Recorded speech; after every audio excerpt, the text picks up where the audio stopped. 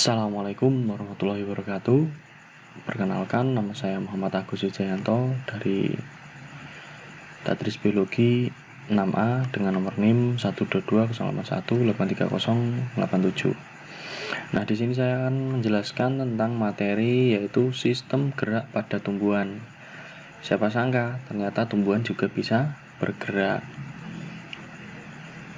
dengan beberapa sistem. Nah, ingin tahu sistem apa saja? Nah, mari kita pelajari bersama. Oke. Dalam tumbuhan ini, sistem gerak pada tumbuhan ini yaitu ada 3, yaitu yang pertama adalah gerak endonom, yang kedua gerak hidroskopis, dan yang ketiga gerak esionom. Oke, selanjutnya yang pertama yaitu adalah gerak endonom. Apa itu gerak endonom? Gerak endonom adalah gerakan yang terjadi akibat rangsangan yang berasal dari dalam sel atau tubuh tumbuhan, disebut dengan gerak endonom. Nah, jika kamu mengetahui tumbuhan Hydrilla verticillata, nah kalian semua akan melihat struktur seperti dinding, tembok yang di dalamnya terdapat butiran bulat berwarna hijau. Nah, struktur seperti ini, seperti tembok tersebut, merupakan sel daun. Nah, tadi itu terdapat butiran-butiran bulat berwarna hijau ya. Nah, di dalam sel daun terdapat cairan yang disebut sitoplasma. Nah, dalam sitoplasma terdapat butiran bulat berwarna hijau yang disebut dengan kloroplas. Nah, jika kita mengamati kloroplas tersebut secara cermat, nah kita akan melihat kloroplas itu berkeliling rotasi di dalam sel yang disebut dengan gerak siklosis. Nah, pergerakan tersebut sebenarnya akibat dari pergerakan atau aliran sitoplasma dalam sel. Nah, gerakan ini terjadi secara spontan dan berasal dari dalam sel tumbuhan tersebut. Gerakan yang terjadi akibat rangsangan yang berasal dari dalam sel atau tubuh disebut dengan endonom. Nah, ini nanti seperti apa? Nanti saya perlihatkan gambarnya. Oke.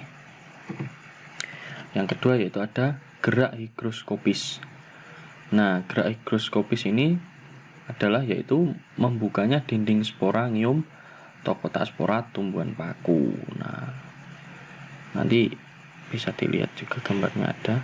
Nah, apabila kita melihat buah polong-polongan yang sudah tua, nah kita akan melihat buah polong-polongan dapat membuka. Nanti saya tunjukkan gambarnya. Bagaimana buah polongan tersebut dapat membuka? Nah, ketika buah polong-polongan itu sudah tua, terjadi perubahan kadar air di dalam sel secara tidak merata. Nah, akibat dari yang tidak merata tadi, akhirnya pengerutan ini membuat polong menjadi terbuka. Jadi karena airnya tadi tidak merata, sehingga terjadi pengerutan. Nah, membukanya buah polong tersebut merupakan salah satu contoh dari gerak higroskopis. Secara singkatnya seperti itu. Nah, gerak higroskopis tadi apa? Yaitu membukanya dinding sporangium. Nanti saya tunjukkan juga gambarnya. Oke. Selanjutnya ada gerak esionom. Gerak esionom adalah gerak tumbuhan yang disebabkan oleh adanya rangsangan dari luar, dari lingkungan sekitar. Berdasarkan respon gerak yang dilakukan tumbuhan, gerak esionom dapat dibagi menjadi gerak tropisme, gerak taksis, dan gerak nasti. Nah, ini nanti kita cukup tahu saja ya. Nah, gerak esionom. Oke, selanjutnya kita akan cari contohnya. Cari contohnya di sini. Tadi ada apa? Tadi ada Hydrilla verticillata. Drilla vericulata. Ini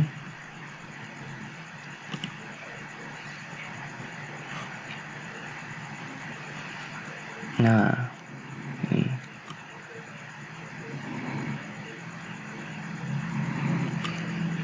makroskopis.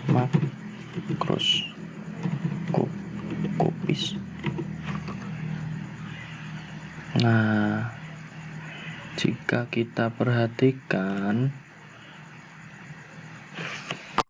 nah di sini itu ada bulatan-bulatan hijau.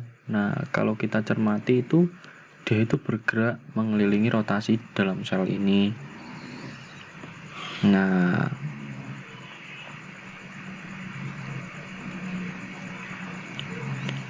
pergerakan tadi akibat dari pergerakan atau aliran sitoplasma dalam sel. Jadi dia ini bergerak hijau-hijau, ini titik-titik hijau.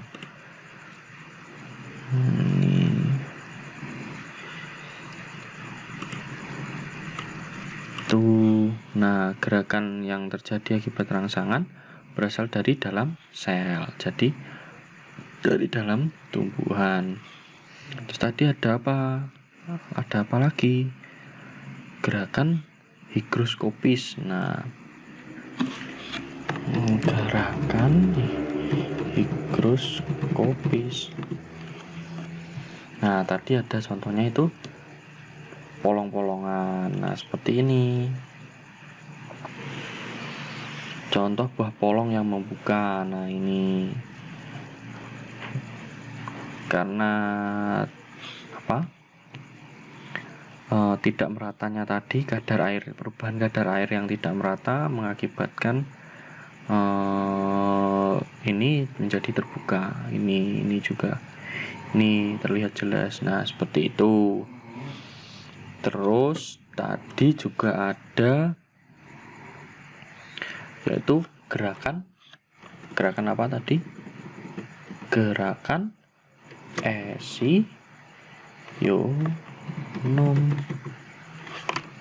Gerakan esionom. Nah, ini bisa contohnya ini putri malu.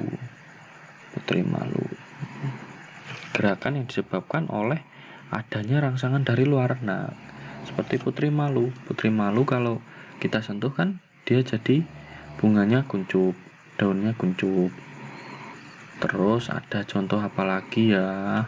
Contohnya bunga matahari.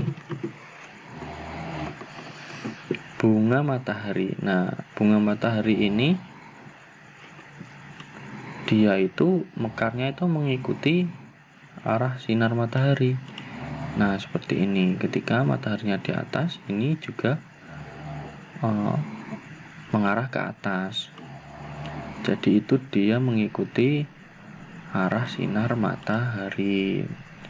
Nah, dengan gerakan itu dia dinamakan sebagai gerakan esionom atau gerakan tumbuhan yang disebabkan oleh adanya rangsangan dari luar. Mungkin itu dulu yang dapat saya sampaikan. Penjelasannya singkat dan semoga kalian juga memahami ilmu kita bermanfaat pada hari ini. Sekian dari saya. Wassalamualaikum warahmatullahi wabarakatuh.